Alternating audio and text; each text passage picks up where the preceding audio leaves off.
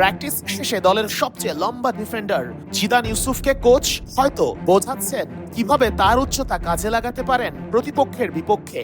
একটু পরে ওই আলোচনায় আরেক ইংল্যান্ড প্রবাসী মাহি খান, অস্ট্রেলিয়া থেকে আসা ঈশান মালিকও আছেন কোচের প্ল্যানে। আর অ্যাডাম আব্বাসকে নিয়ে তো আলাদা করে বলার কিছু নাই। এরই মধ্যে সবার মধ্যমণি বনে গেছেন ম্যানচেস্টার ইউনাইটেডের একাডেমিতে বেড়ে ওঠা এই ফুটবলার। প্রবাসী প্লেয়ারদের কি একটু বেশি গুরুত্ব দিচ্ছেন কোচ জেরার্ড জোন্স? আসলে লোকাল ইমিগ্রেন্ট কোনো কথা নয়। প্লেয়ার হিসেবে যে যত ভালো, কোচের কাছে তার গুরুত্ব ততই বেশি। কোচ আসলেই সবাইকে সমানভাবে ট্রিট করেন। যশোরের ক্যাম্পে অনূর্ধ্ব 20 দলটা একটা পরিবারের মতোই হয়ে উঠেছে। তবে ভাষাগত কারণে হয়তো দেশের বাইরে বেড়ে ওঠা প্লেয়ারদের মাঝে মধ্যে একসাথে দেখা যায়। বেতন না পেয়ে দলের কোচ জেরার্ড জোন্স চলে গিয়েছিলেন একাডেমি ছেড়ে। ফেসবুকে করেছিলেন পোস্ট, এরপর ভিডিও আপলোড। তবে সময় মতোই আবার পাওনা বুঝে পাওয়ায় জোন্স ঢাকা থেকে ফিরে এসেছেন যশোর।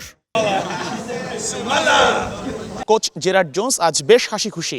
বেতন নিয়ে যে জটিলতা তৈরি হয়েছিল সেগুলোর সমাধান হয়ে গেছে। তাই তো ঢাকা থেকে আবার পরদিনই ফিরে এসেছেন যশোর। আগের দিন অ্যাসিস্ট্যান্ট কোচের আন্ডারে অনুশীলন করেছে ফুটবলাররা, কিন্তু আজকে ফিরে আসার পর কোচ নিজেই আবার পুরো ফুটবল টিম নিয়ে একসঙ্গে অনুশীলন করিয়েছেন যশোরের শামসুল হুদা একাডেমিতে। শামসুল হুদা একাডেমিতে অনূর্ধ্ব 20-এর সাথে একই টাইমে ক্যাম্প করছে অনূর্ধ্ব 17 দলও।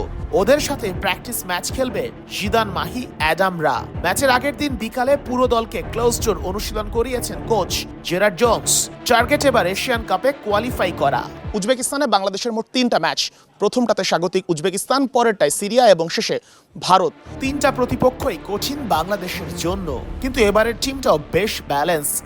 বসুন্ধরার ফুটবলাররা থাকলে হয়তো আরেকটু ভালো হতো, কিন্তু ওসব নিয়ে এখন আর চিন্তা করার সময় নেই। তবে ফর্টিসের প্লেয়াররা 2-1 দিনের মধ্যেই অ্যাড হবেন টিমের সাথে।